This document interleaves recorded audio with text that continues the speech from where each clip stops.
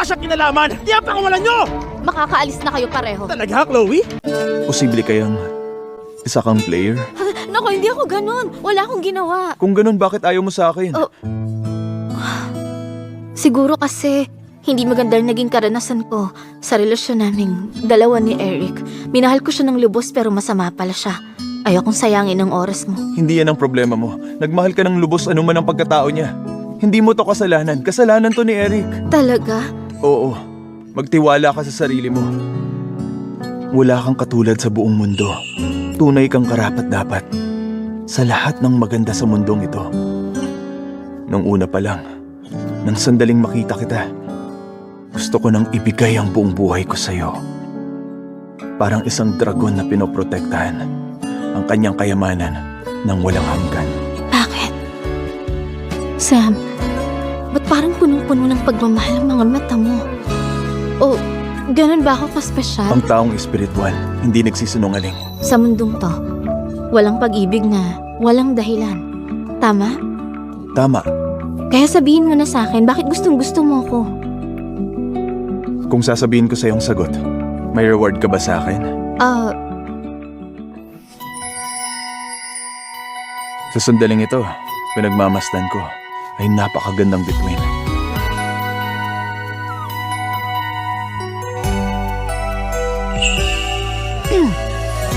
Pwede mo na bang sabihin sa akin ngayon?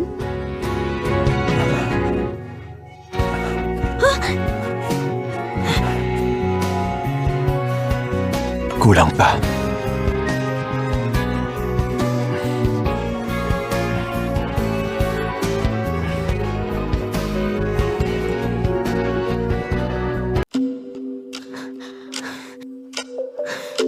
Hindi ka na makahinga. Di ba umiiwas ka sa mga babae? Ba't ang galing mong humalik? May alam din ako.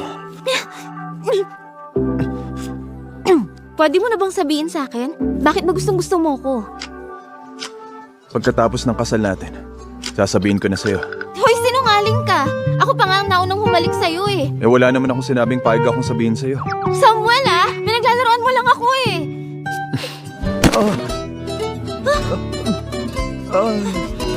Ayos ka lang? Huwag kang malikot kung nasaktan ka. Hindi ka nagalit? Nanuloko ka na naman. Hindi kita niloloko. Kanina kasi, talagang nasaktan ako. Ayos ka lang kanina. Bistado ka na kaya paawa ka. Kung sa pagpapaawa ka, mas mag-aalala sa akin, huwag na sana akong gumaling habang buhay. Sam, tumigil ka na nga sa kakalandi mo dyan. Pag tinuloy mo pa yan. Baka mahulog ka na. Hindi ah. Masyado kang maraming sikreto. Business relationship lang to, walang halong damdamin. Huwag ka nang malalaglag ah. Kakatapos ko lang bendahan yan. Titingin pa tayo ng bahay bukas. Sige, hindi na.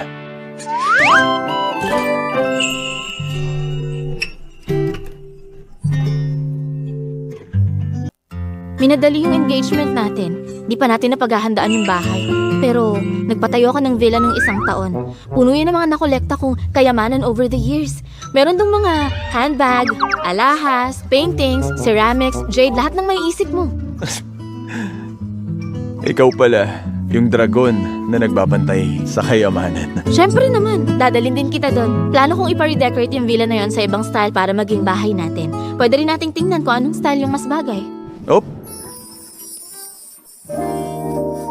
Tara na, wifey.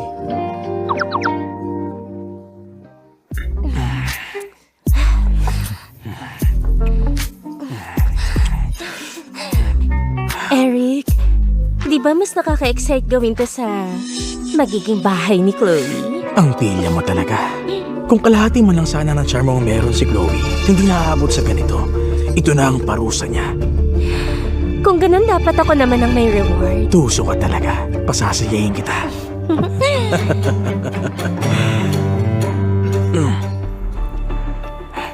Eric, napakaganda talaga ng bahay na to. Sana meron din tayong ganito para sa ating dalawa. Sayang, hindi ganun kayaman yung pamilya ko. Hindi namin kayang bumili ng ganito. Wala lang to. Pag pinakasalan ko na si Chloe, bibigyan kita ng mas maganda pa. May gusto ka ba rito? Kunin mo lang. Ilipat nyo ang lahat ng ito dun sa bahay ni Livy. Lahat ng mga alahas na to, designer bags, jade pieces, mga porcelain, pati mga painting, walang maiiwan.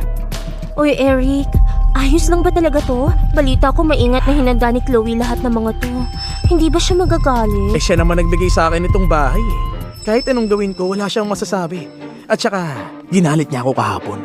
Maliit na parusa lang naman to kung tutuusin. Hi, Eric. The best ka. Tinatayo-tayo niyo dyan! Kilos na! Susunod mo, sir! Eric? Bakit nandito kayo? Sino nagsabing galawin niyo yan? Bitawan niyo yung gamit ko! Binigay mo sa akin tong bahay na to, di ba? Bakit hindi ako pwede rito? Pribadong tirahan ko to, Eric. Kailan pa naging sayo? Eric, nandito ka na. Pina-air freight ko na yung paborito mong French cuisine. Kain na tayo pagkatapos ko dito. Porket mayaman yung pamilya mo, ang gastos mo na, sino pa bang magtitiis sa'yo bukod sa akin? Sige na, nandito na rin naman. Huwag nang sayangin, pero huwag ka nang uulit. Sabi ko na nga ba, the best ka talaga eh. Pasok.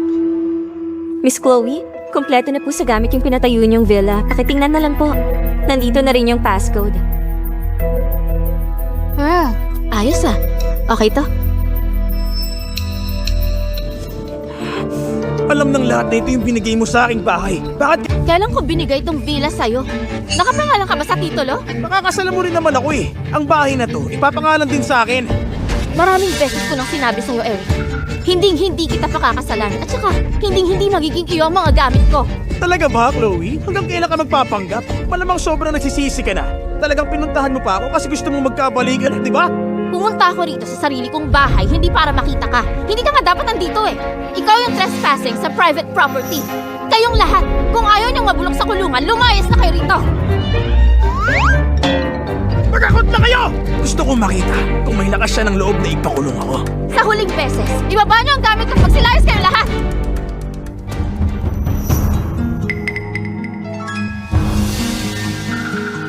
Eric Wilson, dinungisan niyo na ni Olivia yung bahay ko? Miss Chloe, huwag mong mamasamain. Ako nagsabi kay Eric na gusto ko makita yung bagong bahay mo. Alam mo naman na hindi kasing yaman ng pamilya ko yung sa inyo. Gusto ko lang makakita ng ganito. Talagang walang modo ang mga low class na tulad mo. Ikaw? Paano ko nakakapagsalita ng ganyan? Kahit na hindi kilala ang pamilya ko sa North, hindi mo pa rin pwedeng tapakan ng tangal ko. Marangal ba yung pakikipaglandian sa bahay ng iba? Wala akong ginawa. Totoong pagmamahala namin ni Eric. Hindi kinokontrol yun. Ba't ang dumi mo makapagsalita sa amin? Chloe Green, talagang ginalit mo ako nung sa engagement party. Pumunta si Livy para i-comfort ako at tulungan akong kumalma. Tulungan ka? Wala ba kayong mga hiya? Napakatapang mo pa rin ah. Ang bait na nga ni Livy sa'yo tapos hindi ka pa nakontento? Ayoko na kayong makausap. Bayaran niyo lahat ng hinawakan niyo sa dobleng halaga. Kung hindi, maghanda kayo sa kulungan habang buhay. Wala naman kwenta yung mga gamit mo rito eh. Ano, huhututan mo ako ng pera?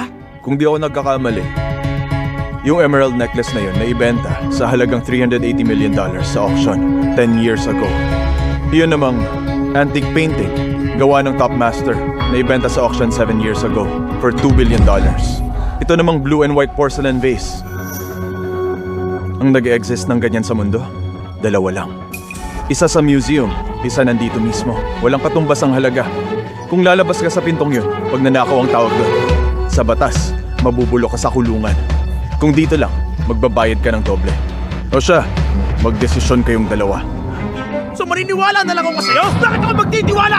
Di mo kailangan magtiwala sa akin. Pag nakulong ka na, siguradong papaniwalain ka ng iba. Tigilan niyo na ang pananakot sa amin. Humawak lang naman kami, wala namang nasira. Wala sa inyo yung desisyon kung may nasira. Eric, ano na? Magbabayad kayo o tatawag ako ng pulis? Hoy Chloe, kung ipapakulong mo ako, magkakaroon ng criminal record. Ang tatay ng future kids natin, yun ba talaga gusto mo mangyari? Paano mo nasabing gusto ko magkaanak pa tayo? Wala ka ibang pakakasalan kundi ako lang. Hindi ka na magkakaanak sa ibang lalaki. Lilinawin ko lang para sa'yo. Ako si Chloe Green ay magpapakasal at magkakaanak lang kay Samuel. Siya lang ang magiging asawa ko at tanging siya lang ang magiging ama ng mga anak ko. Talaga ba, Chloe? Ang kapal mo! Kung makikipagrelasyon ka sa iba, hindi na kita papakitaan pa ng kabaitan ko! Sakto. Yan mismo yung gusto ko. Mahal ko, dahil ayaw nilang magbayad sa atin, tumawag na tayo ng pulis. Uy, wag! Wag niyong gawin yan! Pinilit lang kasi niya ako! Miss Green, Sir Parker, hindi po ako kusang pumunta rito. Hindi ko mga tauhan yung kanina. Hindi ako yung nagsabing maghakot. Si Eric yun! Siya nagsabing maghakot! Pakiusap, huwag niyo po akong ikulong. Livy, anong sinasabi mo? Ang tanga talaga neto. Eric, hindi pwedeng pareho tayong damay. Hayaan mo muna ako tapos tutulungan kita agad. Tapos ka na kung pati ako kulong. Sakyan mo na lang muna.